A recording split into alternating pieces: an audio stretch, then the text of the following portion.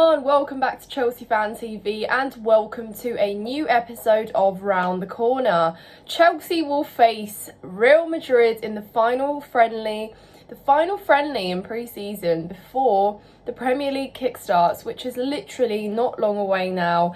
How summer has gone is beyond me, but we're nearly there. We are nearly there, and after what has been a rocky transitional period once again for Chelsea, it's safe to say that we still don't really know what the shape of the team looks like, who will be a first team starter, who might not have a place in the first team squad, and it's all a bit chaotic. But you know what, guys? That is just truly what Chelsea has always been about, especially since the takeover of ownership. So yeah, I'm not really surprised, but equally, I'm open-minded. I am not taking the results too deeply. As I've said before, I'm looking, obviously, at the results, and I'm a bit concerned at some of the conceded goals. You know, some of the scorelines have been a bit concerning.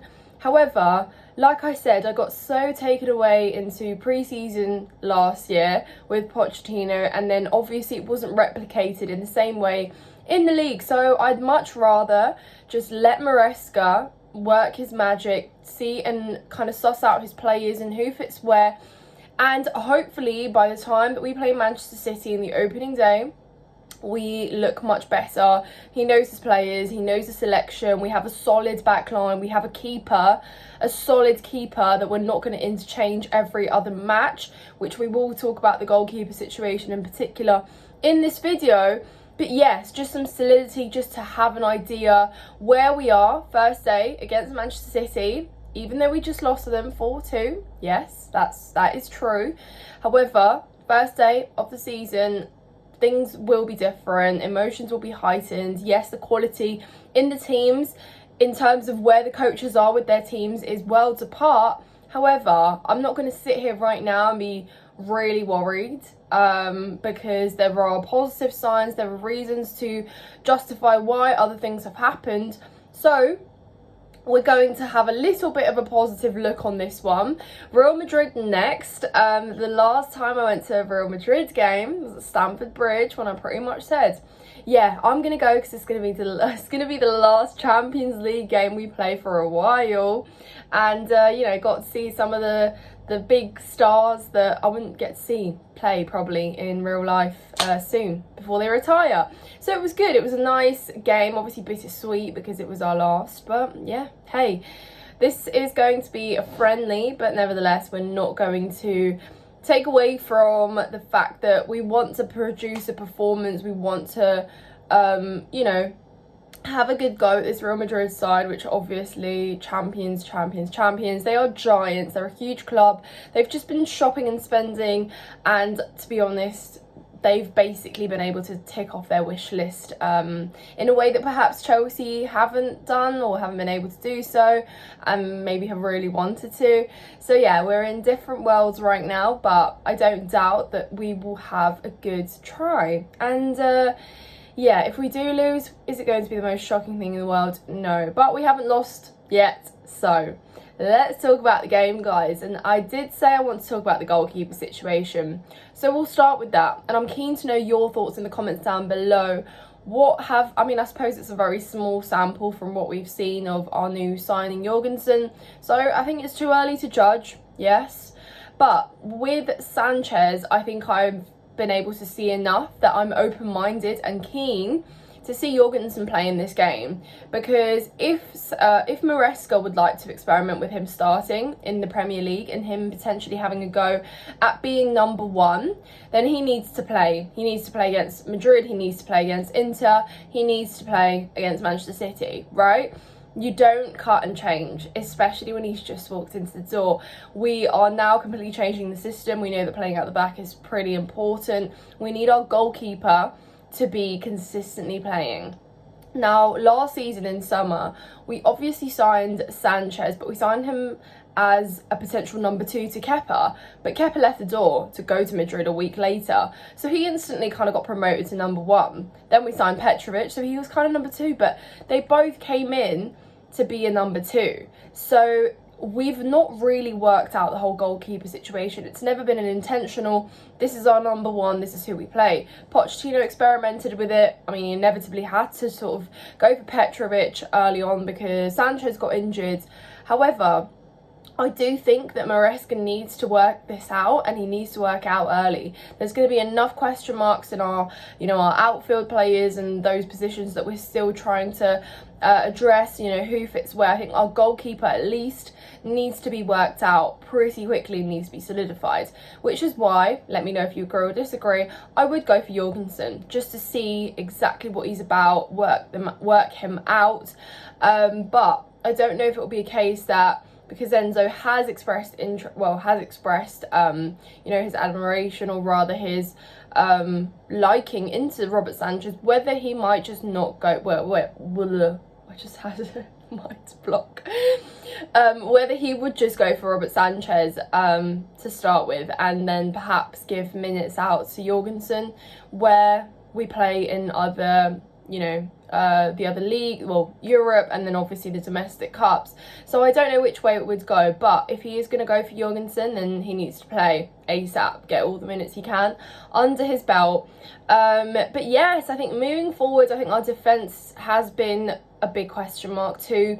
We've conceded, I don't even know if I can add them up off the top of my head right now. We have conceded an awful amount of goals, and this isn't just a pre-season problem. This problem has existed now for the last few seasons, and particularly the last. We conceded so many goals, so many off the back of the end of last season as well, where we just completely, shattered pretty much towards like March, April, and it's not a good look. I think our defence has been the one thing previously to when we were struggling to score goals that we were kind of hanging on to, even when we weren't looking that threatening. Now we were trying to work out how we fix our problems moving forward, but equally just leaking goals, stupid, silly mistakes. And yes, even the best make mistakes and score own goals. But when you look like a block of cheese with holes in it at the back, it's really concerning. I mean, we were getting played through, particularly Celtic. That was probably one of the worst, shocking, horrendous defensive displays ever. And yes, there is room and there's time to fix it, but I just do worry about the youngsters that we do have, who are expected to now pick up this new system and play, confidently at the back and keep possession or whatever. And I think with a little bit of press from opposition, we just might crumble. So I think one thing I want us to do against Real Madrid is defend and just work out how we can actually defend and keep opposition at bay. There are plenty of defenders now in the likes of Reece James and Malo Gusto, who, even though he's been here for literally just a year, I have a lot of faith in and would probably be able to say, yeah, I probably trust you the most out of our back line. We obviously have players like Badiashile, who had a great start to life at Chelsea, kind of picked up an injury, dwindled a little bit, and then has kind of not found his feet again. You had someone like Disasi, who was hot and cold last season. Now we've brought in, the likes of Tosin, who's looked really, really great at Fulham, and we're hoping he can bring in that confidence and solidity at the back. And then you've obviously got Chilwell, who, yes, has also raised eyebrows the whole of last season, has not been available, not been fit, and a lot of fans have said, well, sell him. It's that sort of thing where if you can't be available and you're not going to be reliable, then surely somebody else should be a backup. Because I think, Marco Corella has earned his stars. I think he can absolutely sort of play and just get straight into this lineup again when he's back into the team. He's deserved it, not just for his club tournament. We're not just going to go off the Euros, even though that does help, but just purely what he showcased for Chelsea at the end of last season. So again, scrutinised, but we still have to justify and make and see what we paid, 65 million for. So I think, yeah, definitely. And then we've obviously bought Renato Vega, who, again, keen to see where and how he fits in. But that's the thing, guys, you know, we've got all these defenders, haven't even named the likes of Wesley Fofana and, you know, Levi Colwill, but it's the question of how do they all fit in and where. Because I think one thing we did so much last season, and again, I will defend Poch here in the fact that we had so many injuries, so he naturally just had to adapt. But we changed so many different backlines and had so many different centre-back pairings that it was just truly messy. Now, hopefully, with everyone fit, we can work out exactly consistently the different shapes at the back, because I think defence is worrying me. You know, I see the quality we now have up front. You know, I think someone like Nkunku, you know, your Palmers, those are your trustworthy attackers. You look at someone like Mark Gill, who has looked promising. Does he play is another question. You're looking at Chris Jackson, who's building off a first good season at Chelsea, or a decent one at least, and hoping that he can just build on that, push it further, develop and unleash more quality, get better at finishing on the ball. You look at Noni Madueke, someone who, again, has the quality to take on his man. We saw that great finish against City, which I think if you can do that in the league, then brilliant. That's just what he's been lacking in so many games, where he does the right thing and it's the last decision that's just lacking, isn't it? But yeah, overall, guys, I'm excited to see what happens. Obviously, Raheem Sterling, if we're talking about attacking flow, I think I want to just reset and be a bit more open-minded with Sterling. I'm not going to criticise him already, because I've done so much of that last season. And for those of you who watch regularly know that I've not been his biggest fan. But there is always room for redemption. Sterling is now basically the senior player. He's the oldest, isn't he? So just see what you can do, really. See what you can bring to the team. If you can, perhaps step up and be a bit more of a leader, then that will be most welcome. But yes, guys, exciting game. Let me know what your thoughts are. Score predictions, goal scorers. Are we going to win? Are we going to lose? How excited are you? Let us know in the comments down below. Be sure to subscribe to Chelsea Fan TV, of course, if you haven't done so already. Smash the likes, and we will see you in the next one. Up the Chelsea.